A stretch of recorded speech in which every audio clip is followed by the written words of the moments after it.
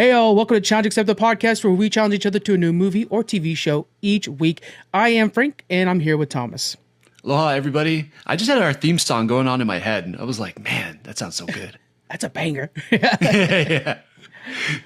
Speaking of a banger, Agatha All Along, I am truly enjoying the heck out of this show, and it's such a sigh of relief because I think you and me both, when we were first going to start watching this, there was already kind of this culminating loud noise of like, oh, the MCU's lost it. This doesn't feel like it's part of it. If you're not watching this, you know, it's your loss. It's definitely not ours. I am really enjoying this thing. 100%. Like, I ironically, unsarcastically like this show. It is fun, and it's like adding so much intrigue to these characters and to the side of the MCU. It's just like, it's a fun ride every week. The only thing I could say about this episode, it's too short. They're all too short. This one blew me away because, of course, we end with such a big moment. And we'll do the recap before we actually talk about that part because I want to give everybody a second to tune off if they're like, oh, wait. But it ended with a moment where I was literally just like, yes, she knows. And then reveals. And then, you know, and then it was like, oh, trailer or, you know, credits. I'm like, credits. No, yeah. What have you done to me? I know. You're like, dang, now I got to wait another week to see where they go from here. Yeah, it ended on such a mic drop and a needle drop, too. It was... Yeah.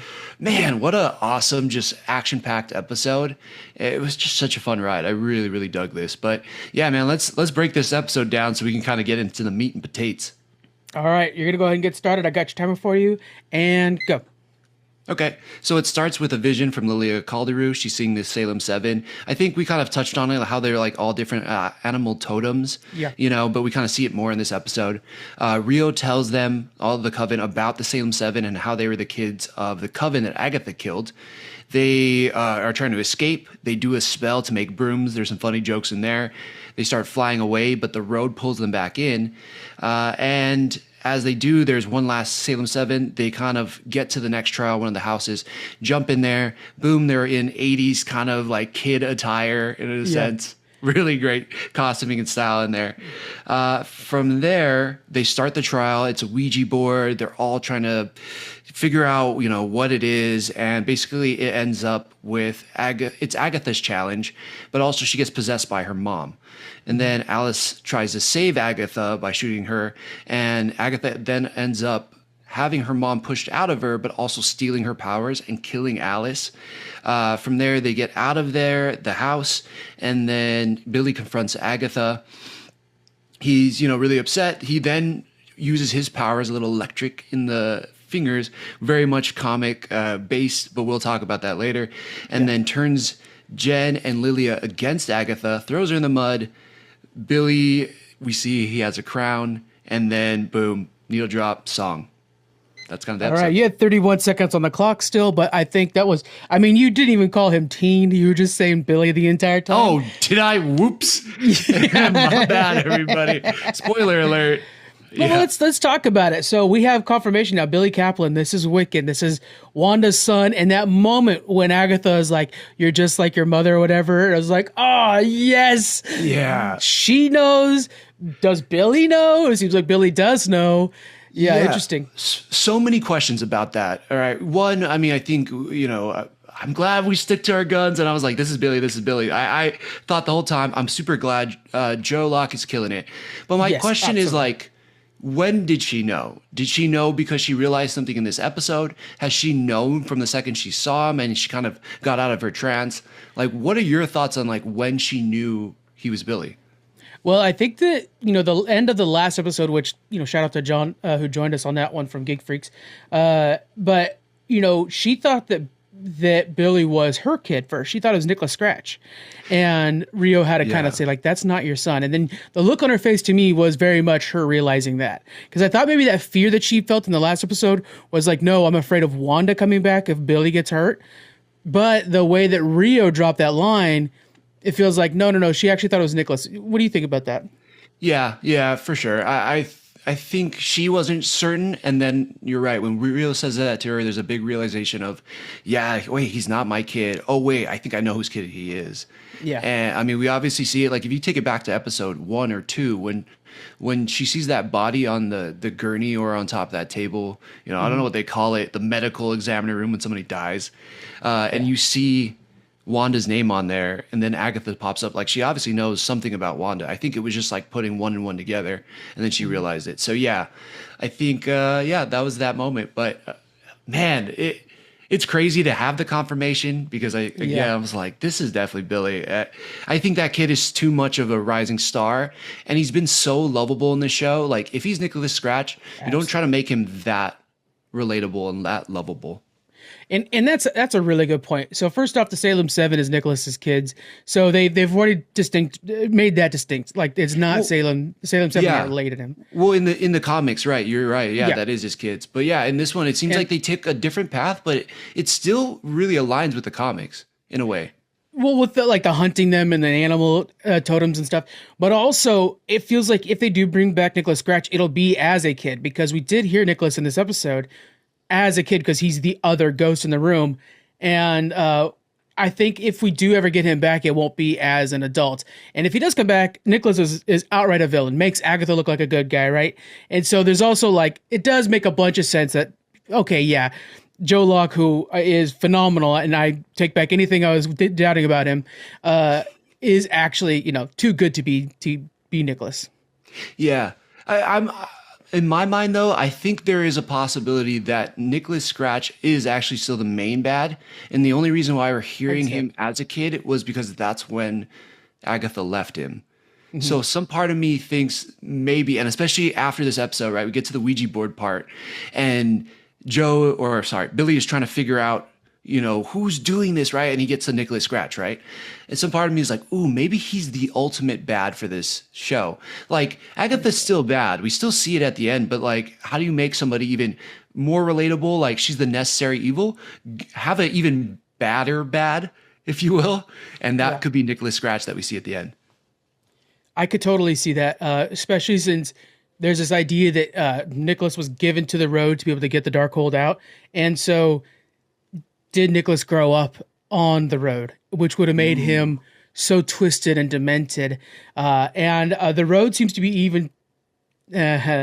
here's the thing, guys. I'm not going to spoil anything. I mentioned this to you off mic, but there's two big leaks, right? And if you could figure out the leaks, I'm going to confirm that they're real.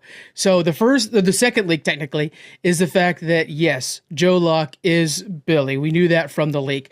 The first leak is still hidden, but they hit us in the face with it again this episode. So I'm going to give you that guess after we're done talking, and then if you get it right, I'm going to confirm it for you, and then that way spoilers are done, and I could finally get into it because I'm so excited. But anyways, yes, the road is very powerful, even more powerful than the witches that we have on hand. And I will say to the audience too, I'm one of you. I know nothing. I just take it in week at a time. Not one of you. I'm half of you. I bet the other half of you are with me. My DM blew the hell up that day that leak came out. I was like 4 or 5 people that were immediately just sending me the back of Funko Pop boxes, and I'm like, nobody cares about me that way. Well, I'm just like, because of the news aspect that I do, but I'm just like, I kind of like to learn with you guys, Yeah. But yeah, it was one fun. of you today, though, people. Yeah.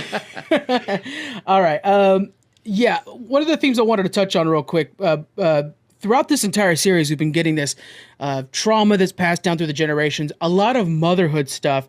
And I think this is really one of those episodes where it's rearing its head. We have Agatha's mom. We have Agatha as a mom, and the Joe Locke of it all. So what are some of the things you're pulling away from that theme in this episode? Yeah, that's an interesting one. I like how they're tying this into WandaVision too, because in the the previously on, when they do the recap for like last week's episode, they pulled that image from like the 1659 coven where Agatha pulls the power from her coven at the time, and obviously what her mom says to her. And it's cool how I think it's the same actress. They bring her back for this, so like that was pretty cool. But it's showing like even though Agatha was kind of a villain at that time and took the powers from them, like she's still not over the way her mom treated her and what her mom said to her. So you're right. I think there's that deep connection of like childhood trauma and generational trauma and how it's passed down. But I think also like Agatha, she obviously is one of those witches that is just craving power, and they kind of address it. Like that's kind of the goal of all witches at the end of this episode, right? But I also think she feels bad that she gave her kid up for a power. Like she kind of got what she wanted, but she did it in such a terrible way that she can never live with having it. And now that she's lost it, she absolutely has nothing. And so I don't know. I'm getting like that sense out of her. I will say like too. What's the actress who plays Agatha? Why am I blanking on her name right now? Catherine Hahn. Catherine Hahn is like killing it. Thank you. Holy cow! Man, and Aubrey Plaza too. So I mean, much. Across the board, really. But yeah. Yeah, she's just doing so much of showing like being conflicted, but also like pretending to be confident and being funny, and then being like kind of motherly too. Like, damn, she's balancing so much. And in this episode, I feel like she gets to shine in all the different aspects of like her actor range. It's really impressive. It so is, yeah. And then with that trauma, the support team around her is important because the person who knows her best is Aubrey Plaza's character, right? They have this past relationship that bleeds through on every scene. And there's something that I recognized in this one where, first off, it's probably the only person that Aubrey was shown any fear towards is this ghost. And then when they're like, oh, let's I feel like that's one of the leaks somewhere along there is like a leak. There's something. But then when she's like, no, it can't be her mother. It reminds me so much of, especially with like the LGBTQ community, where they find support outside of the home because the home was very toxic for them. So then they leave home, they find support in a new community, and all of a sudden they're defensive of each other.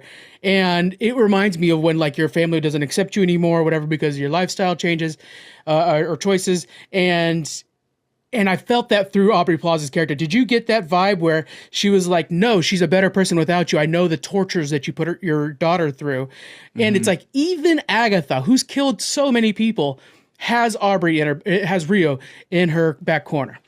Yeah. Yeah. Well, yeah, to that point, I'm sure this is the league of this, but like, Rio wasn't afraid of anything.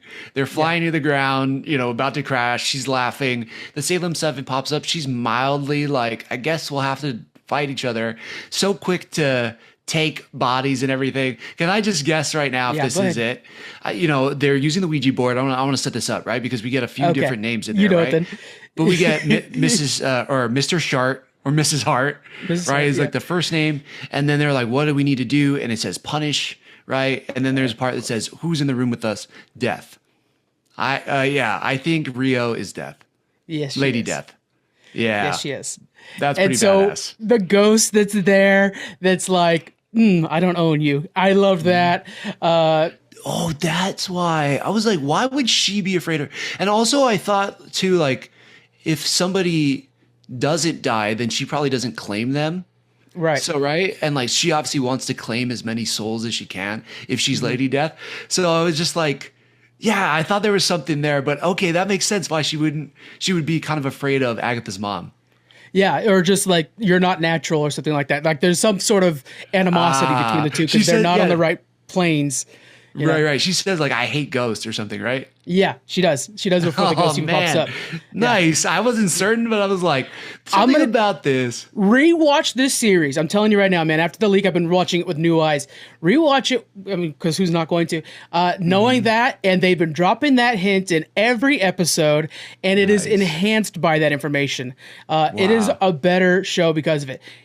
Let's go back to the last episode, and it was so much better knowing the leak when Catherine Hahn Agatha is looking on at Billy dying, and she's, pleading to Death to not take Billy, and Death doesn't take Billy. And so it's just like, that's so much cooler now that you know the leak. Oh, man, I didn't even think about that. Yeah, I mean, I had seen that rumors going on all over the place. Comic-Splains does a fantastic video on who Lady Death is and her history and everything, but really cool. And obviously, as we were going through the Infinity Saga, everybody was like, how are they going to justify Thanos, killing all these, half the universe? Because in the comics, he very much is doing it to win the affection of Lady Death. So I think it's cool that they are bringing that character in. And I think it's really interesting the way they're doing it in this facet with Agatha. Like, that's pretty cool too. I can't wait to go back and watch it. I'm sure it changes so much. It does. And now we've got to remember Deadpool's in the MCU too. Right. Other love of Lady Death.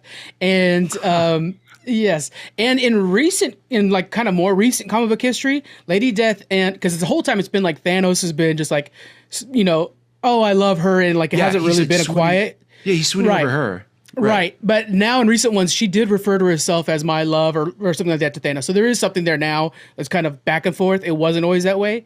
Yeah. But my favorite thing is always Deadpool. It's like the one that got away, the immortal mortal. So it's so good. But it's so good. And like, for the comic historians, the people who really care, it's like the reason why Deadpool is immortal is because Thanos wished he would be immortal so that death could never claim him. Mm-hmm. And so like, I think that's great. But he's the one that got away from death, and death is the one that got away from Thanos. So there's like this almost Twilight-esque love triangle system going on here. And it's cool to see Aubrey Plaza doing it, because who doesn't love Aubrey Plaza? And also she's just like, it's part of the language or the expression, but she's a bad bitch. Like everywhere she's at, she's awesome. So I think it's just great. It makes so much sense for her in this episode. And wow. I think this does change a lot of how I looked at it. I'm glad I got to episode 5 without really knowing that. I am very impressed because after the reveal, I saw a ton of explainer videos on who Lady Death is. I'm like, he's gonna figure it out. Just because I know you're on the internet as much as I am, digging into history, whatever. And I'm like, he's gonna see it when everybody's dropping explainer videos at once. It has been going everywhere. Like, who's Lady Death? But then the Ouija board just straight up said it, and I was like, yeah, there it is. Oh, and then that laugh, and then I had to reiterate today, I was like, that laugh, not the one where she's on a broomstick, which is also very cool, the cackle, but that laugh was like, oh, they just told you right there. It's so good. Wait, which part? Was it in this? Like, what part that was outside of like them diving down in the cackle? The cackle was the laugh, and then I had posted out like, oh, that laugh, not meaning that laugh, but the laugh on the Ouija board.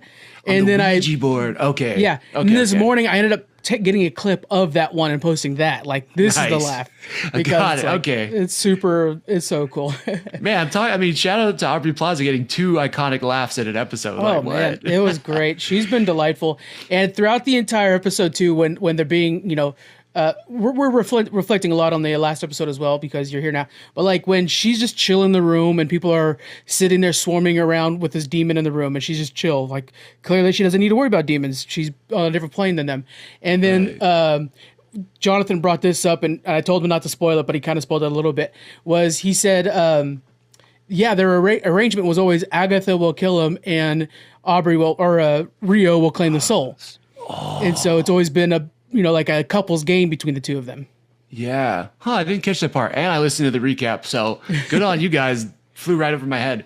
But that makes sense. I could totally see that happening. And also because of that, maybe they fell in love and, it was like a perfect partnership, right? I think that totally makes sense. That's pretty awesome. That's cool. The last thing about Aubrey Plaza, their relationship to me is so believable. I had mentioned about like the defending against her mom, but there's something about like the little looks, the glances. It's one of the more believable relationships in the entire MCU, where I feel like there's real chemistry between these two. And if I'm not mistaken, Catherine Hahn is like fully straight, and so just shout out to the amazing acting. But like, damn, these two. I'm happy for them in a that's a weird twisted way because right? You both are kind of evil. Yeah. Well said, man.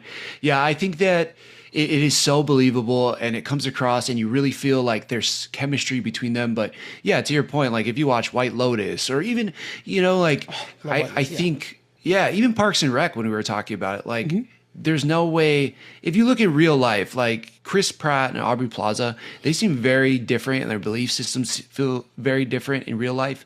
But like that relationship, you still believe, like Aubrey Plaza just has this way of like you just kind of buying into whatever she does, even when she's weird, even when she's quirky in this, even when she's offbeat, it like still really works. And then obviously, I'm so happy that Catherine Hahn is getting her own show. She had something on Hulu that was like Hello Sunshine type of production. It was based off a book, and she was a kind of a messy character in that too.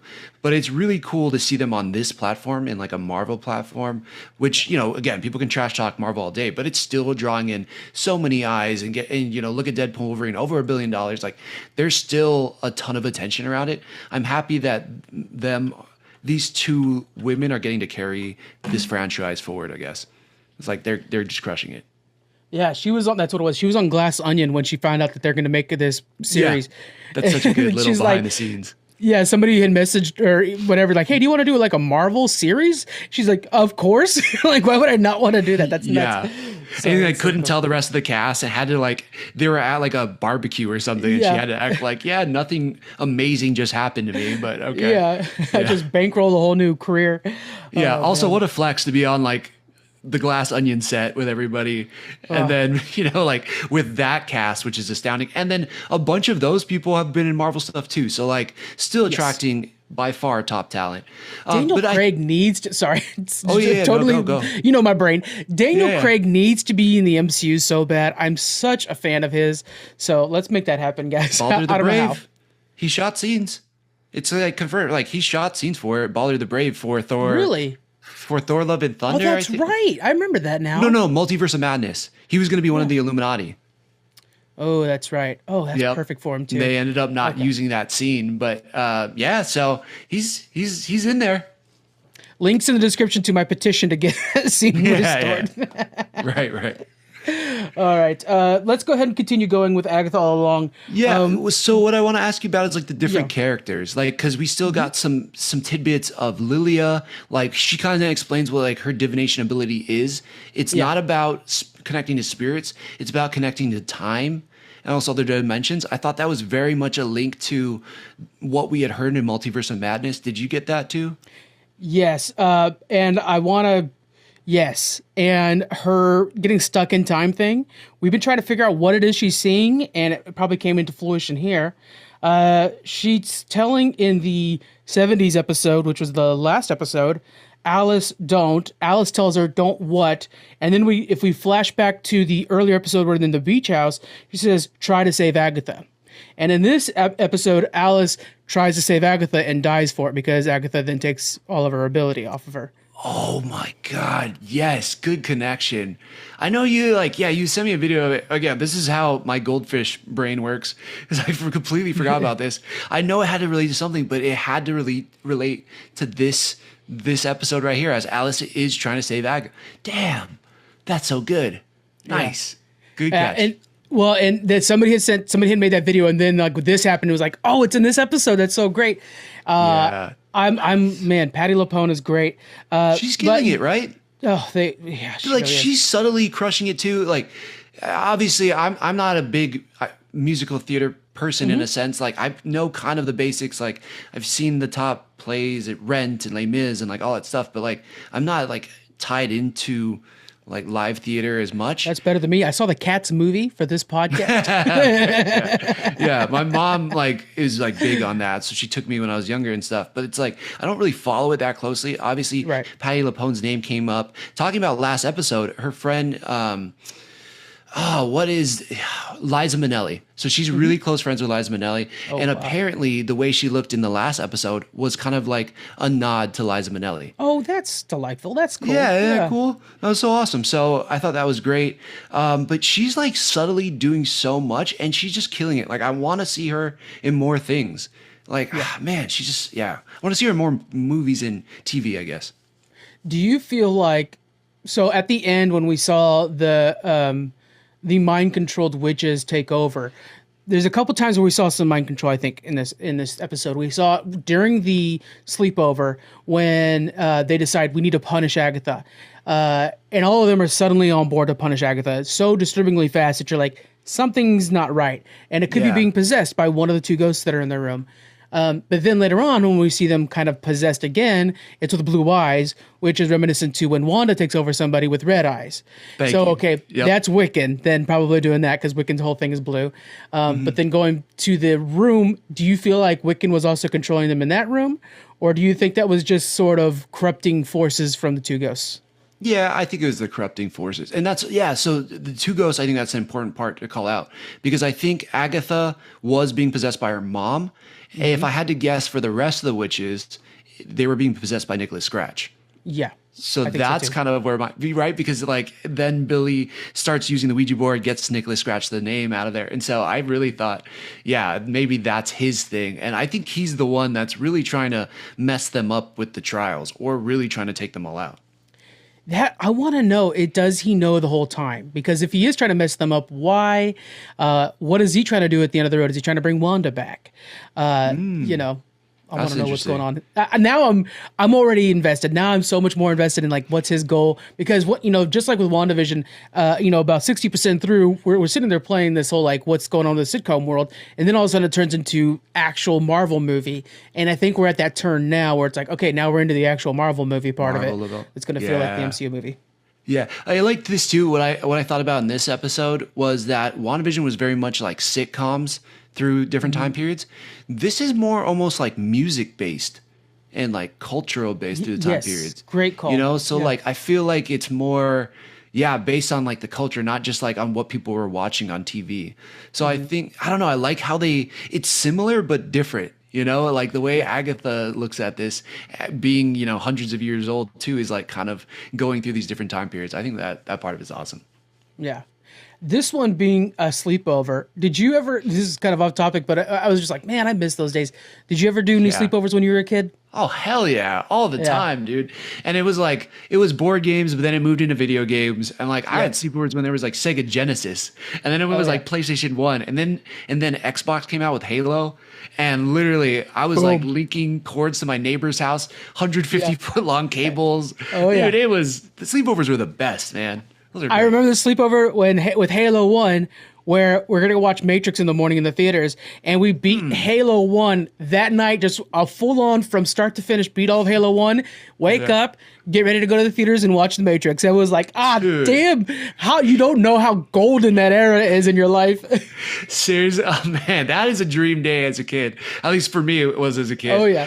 Man, maybe like throwing in skateboarding too, but man, that would have been awesome. Holy shit. Yeah. What a time. Didn't miss a beat either. Like if I stay up too late nowadays, the next morning I'm chugging coffee just to keep the engines running. And back then I'm just like, hey, after the movies, let's go watch Monty Python, which I'm pretty sure we did. Totally, or go to the arcade and play more video games. Absolutely, Dude, what a time! I loved like the style in this episode too. Like even Jennifer, she had like the side pony and braces for no reason. Like who else? Like Agatha looked. Actually, Agatha had the side pony, but like the oversized jersey.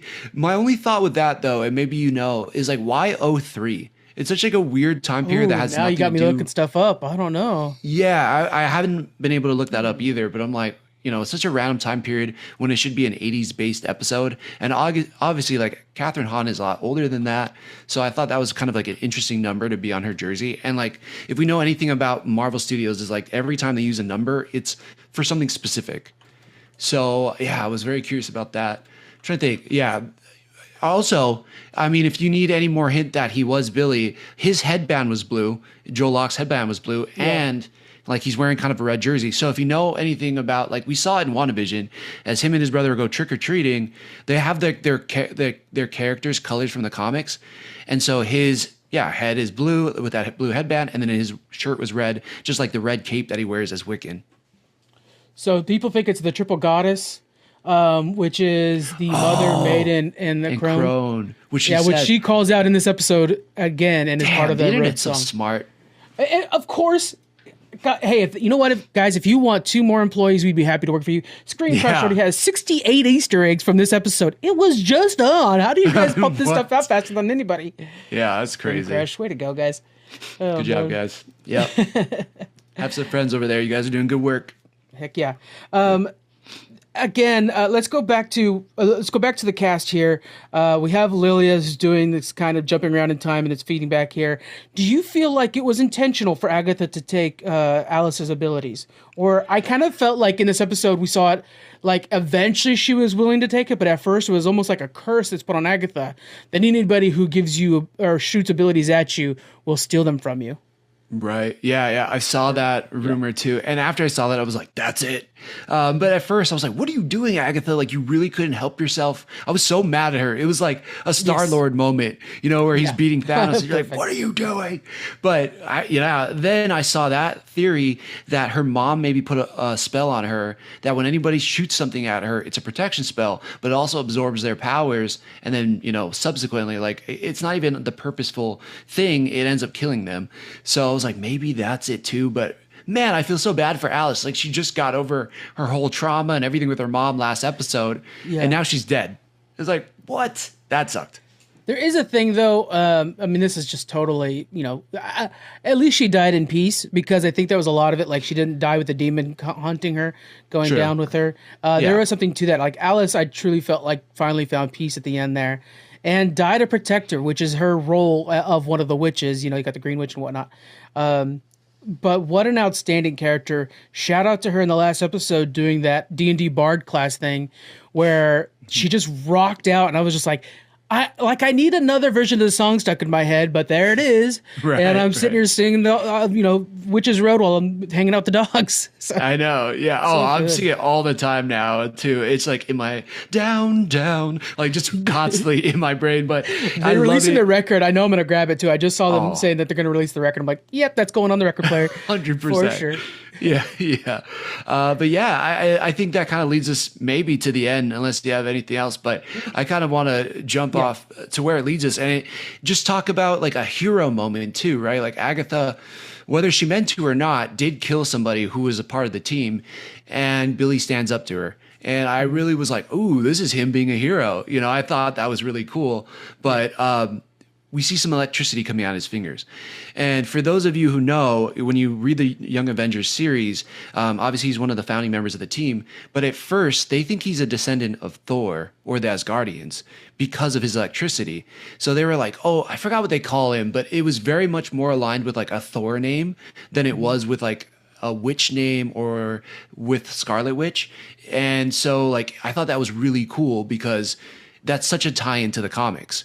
You see, like as their eyes turn blue and everything, that electricity is kind of coming out of his fingers, and so yeah, I just really feel like it's kind of a true origin story for Billy done through Agatha, and I think it's really cool. It's something the MCU does well. It like adapts these things from the comics, but still keeps the heart of the origin, and I think this is still doing it for that character.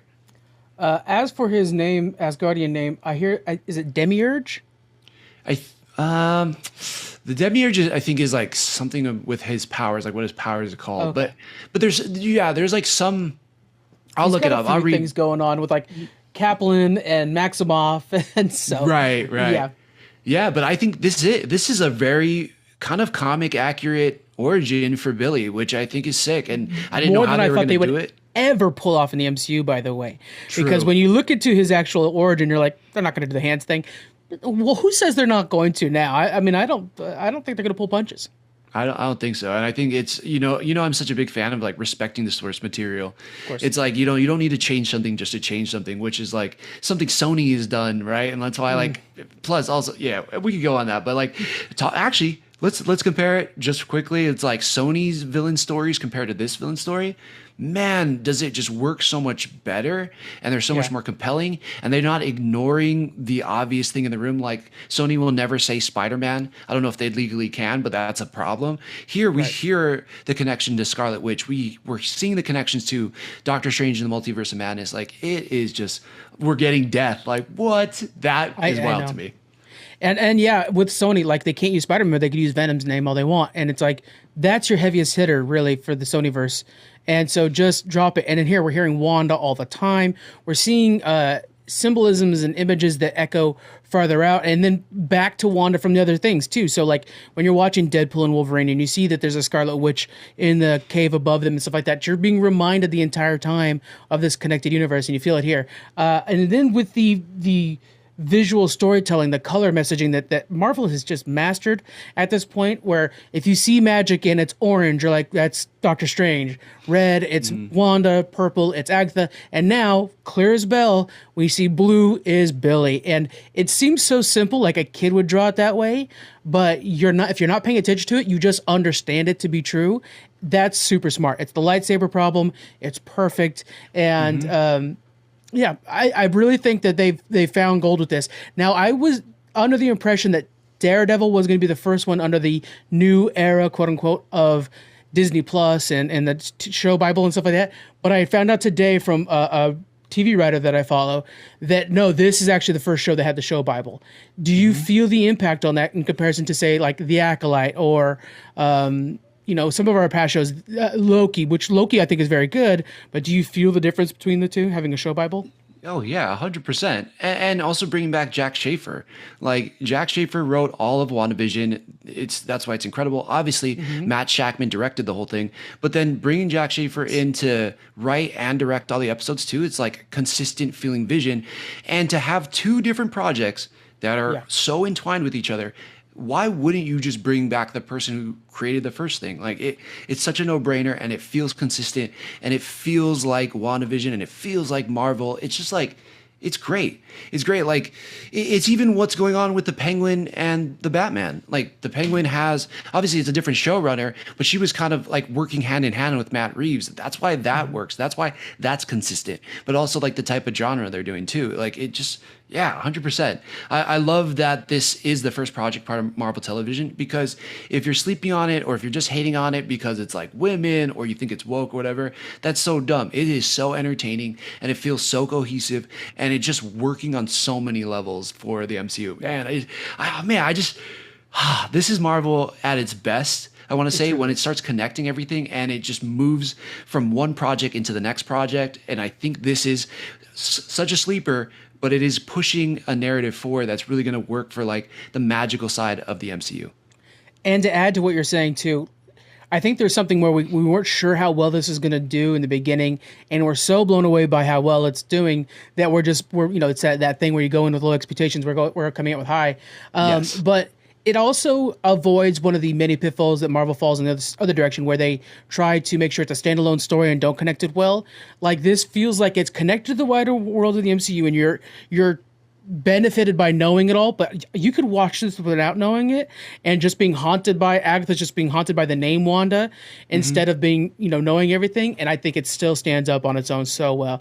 Jonathan, just to bring him up one more time, he's very much a mainstream MCU viewer. He doesn't read into the comics. He doesn't, dive into the blogs like you and I do. And he's just been like, do you think this means this? And I'm like, that's so cool that you're excited to find that stuff out, man. Yeah. I love that. That's a good sign. Yeah, that's just intrigue where we're questioning things and you're wondering things. And I love shows that do it. Obviously, Lost is like the champion of all that, but I think this is definitely making me curious about things. And I'm so happy I did a deep dive on Billy. If this is something that people want, I'm happy to kind of do like a short one on there. But let us know, like send us a comment, send us a review on that kind of thing. Happy to put it together. But this is really exciting, and this also shows us that there is a Speed out there. There's a Tommy out there in the universe. Yes. And what is he doing right now? What is he doing with his family? And when did him and his brother reunite? Like, oh man, this is cool. This is really cool. Okay, so first off, it's funny you mentioned the Billy thing, because guess what's on the next Geek Freaks, guys? There's going to be a thing where we dive into who is Billy. Nice. But I have a feeling they're going to use Speed to sort of replace his uncle and be our foray into this universe's X-Men.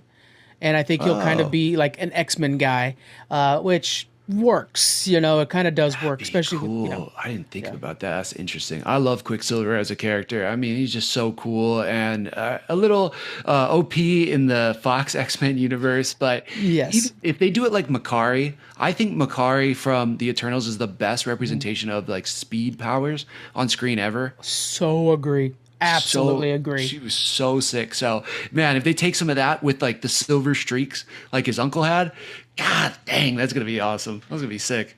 That's such a great call out on Makari, because me and Chris go and watch that, and me and him are so burnt out on DC EU's slow-mo, right? It was like every time it happens, we immediately text each other, guess what's happening in this movie?